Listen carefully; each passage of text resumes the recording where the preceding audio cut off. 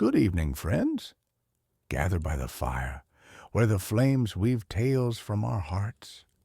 Hear the soft crackle, like pages turning in an old book, whispering the past. Tonight, I'll share Emma's story, a woman who found a book of fairy tales, not just paper and ink, but a thread of her youth, her family, and stories she nearly forgot. Emma was 64. She returned to her hometown in Indiana to clear out her aunt's house after her passing. The house stood by a creek, old with creaking floors and a garden thick with blackberries. Inside, it smelled of lavender, old books, and her childhood, a scent she hadn't felt in decades. Emma hadn't been here in 30 years. She wandered through rooms alive with memories. The kitchen, where her aunt baked cookies. The parlor with a faded rocking chair. In the attic, inside a dusty trunk, she found a book, a worn fairy tale collection with a cracked leather cover, one her aunt read to her as a child. Emma traced the title, and the faint rustle of pages took her back to the 70s. This book was their magic, a symbol of evenings when her aunt taught her to dream. In the 70s, when Emma was 11, she spent summers with her aunt. She, a librarian with a soft laugh and ink-stained fingers, always smelled of tea. At night, they sat by the window, and her aunt read fairy tales, dragons, princesses, enchanted forests. "Stories give us wings, Emma," she said. "They carry you anywhere." Her aunt always left books for the neighbors' kids, shared her garden's berries, saying, "Share what you love and it grows." Emma adored those evenings, dreaming of being a writer.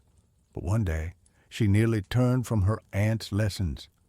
In the summer of 1976, caught up with new friends, she skipped their reading night. "I'm too old for fairy tales," she snapped and ran off. Her aunt didn't scold, but her eyes dimmed. "Later," she said, "stories stay with you, Emma, even when you wander." Emma felt a pang, but didn't apologize. That moment lingered. Emma spent less time with her aunt, drawn to friends and dreams of a bigger life.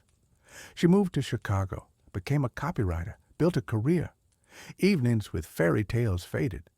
Her aunt sent letters written in neat cursive. "Emma, come back. The stories miss you." Emma replied briefly, busy with deadlines. When her parents died 20 years ago, she came to the funeral but left quickly. Her aunt passed last spring, and Emma missed her goodbye. A campaign launch took priority. Now, in the attic, she felt a hollowness. She'd lost not just her aunt, but her lessons about imagination, sharing, and the home she left for ambition. By the fire, Emma held the book. Its leather was worn, but the stories felt alive. She opened it, and the rustle of pages brought back those evenings. Emma was 11 again. She saw her aunt, her tea-scented hands, their laughter over a dragon tale. But behind that was her regret. She'd forgotten her aunt while chasing ambition. In the trunk, she found a wooden box.